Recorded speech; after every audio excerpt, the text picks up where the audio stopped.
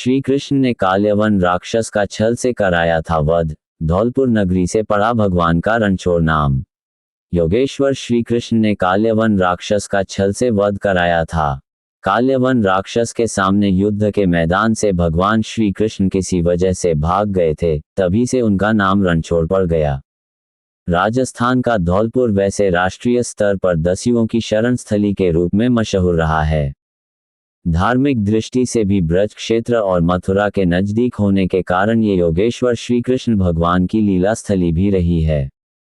महाभारत काल और श्रीमद् भगवद गीता के मुताबिक भगवान श्री कृष्ण के चरण यहाँ भी पड़े थे। गीता के मुताबिक जब असुरों व देवताओं में युद्ध हो रहा था, तब युद्ध में लड़ते हुए महाराज मुचकुंद महाराज थक चुके थे, तो उन्होंने भगवान इंद्र को कहा कि वह बहुत थक चुके हैं, वह आराम करना चाहते हैं। उन्हें कोई ऐसा स्थान बताएं जहां उनको कोई परेशान ना करे और वह आराम से चैन से नींद ले सकें। तब भगवान इंद्र ने उन्हें धौलागढ़ धौलपुर की पर्वत श्रृंखला में ये गुफा बताई कि तुम वहां जाकर आराम कर सकते हो, वहां पर तुम्हें कोई भी परेशान नहीं करेगा, ना ही तुम्हारी नींद में खलल डालेगा।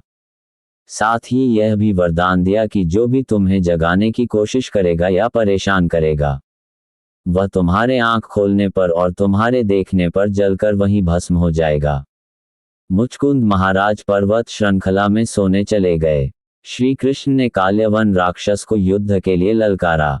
उस समय ब्रज क्षेत्र में एक राक्षस काल्यवन के अत्याचारों से मथुरा नगरी भयभीत थी, जिसके चलते ब्रज क्षेत्र के लोगों ने रक्षा के लिए भगवान श्री कृष्ण से सुरक्षा की गुहार लगाई, जिसके बाद भगवान श्री कृष्ण ने काल्यवन राक्षस को युद्ध के लिए ललकारा और दोनों के बीच कई दिनों तक भीषण युद्ध चलता रहा, लेकिन युद्ध में भगवान श्री कृष्ण उसे नहीं हरा पाए और काल्यवन राक्षस भगवान श्री कृष्ण पर भारी पड़ने लगा, जिसके चलते कुछ सोचकर भगवान श्री कृष्ण ने मैदान छोड़ दिया। तब से ही उनका नाम रणछोड़ पड़ा।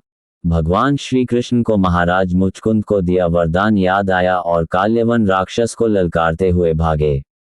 आगे आगे श्री कृष्ण, पीछे पीछे काल्यवन राक्षस।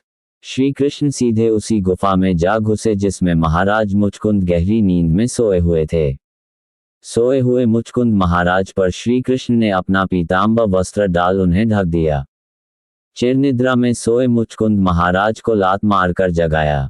जब काल्यवन राक्षस पीछा करते हुए गुफा में जा पहुंचा तो वह श्री कृष्ण का पीतांबर वस्त्र देखकर बहुत क्रोधित हुआ और कहा कि मेरे डर से रणछोड़ छलिए यहां आकर छुप कर सो गया है, और उसने चिरनिद्रा में सोए मुचकुंद महाराज को लात मारकर जगा दिया। लात का प्रहार पड़ते ही जब मुचकुंद महाराज जागे तो उन्होंने काल्यवन की ओर गुस्से से देखा तो वरदान के मुताबिक देखते ही काल्यवन राक्षस वहीं भस्म हो गया। इसका उल्लेख श्रीमद् भगवद गीता और महाभारत में भी है। आज भी यहाँ श्री कृष्ण के पद चिन्हों के निशान हैं और वह गुफा स्थित है जहाँ पर यह छल युद्ध श्री कृष्ण ने किया था और कभी किसी हथियार से नहीं मरने वाले वरदान प्राप्त काल्यवन राक्षस का वध छल से करवाया था। काल्यवन राक्षस के भस्म होते ही भगवान श्री कृष्ण मुचकुंद महाराज के सामने निकल कर आ गए और उन्हें प्रणाम कर सारा वृतांत सुना दिया। मुचकुंद महाराज के नेतृत्व में हुआ यज्ञ। काल्यवन के वध के बाद भगवान श्री कृष्ण ने यहाँ पर यज्ञ कराया जो मुचकुंद महाराज के नेतृत्व में हुआ। यज्ञ में 33 कोटि देवता और राजा महाराजाओं ने भाग लिया। यज्ञ के बाद मुचकुंद महाराज को भगवान श्री कृष्ण ने वरदान दिया कि कोई भी श्रद्धालु तीर्थ करने के बाद इस कुंड में स्नान कर लेगा, तब ही उसका तीर्थ यात्रा सफल होगी।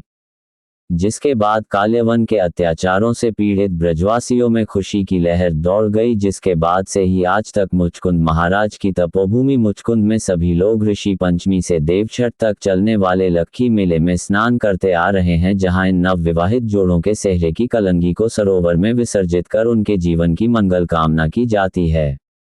ऋषि पंचमी से शुरू होने वाले इस लक्खी मेले में राजस्थान, हरियाणा, उत्तर प्रदेश और मध्य प्रदेश के साथ दूसरे प्रांतों के लाखों श्रद्धालु मुचकुंद सरोवर में स्नान करने आते हैं।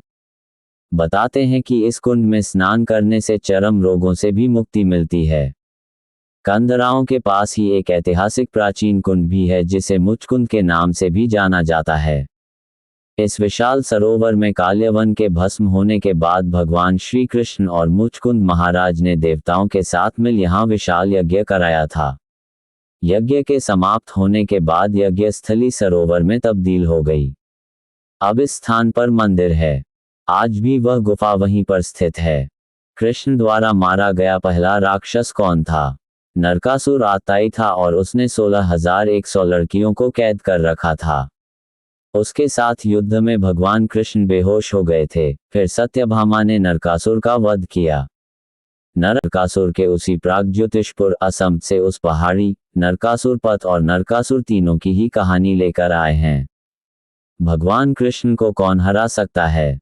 काल्यवन नाम का एक राजा था। उसे भगवान शिव से वरदान मिला था कि पृथ्वी पर कोई भी व्यक्ति किसी भी हथियार से उसे युद्ध में नहीं हरा सकता। जरासंध को यह रहस्य पता था और उसने उसे भगवान कृष्ण के खिलाफ युद्ध करने के लिए उकसाया।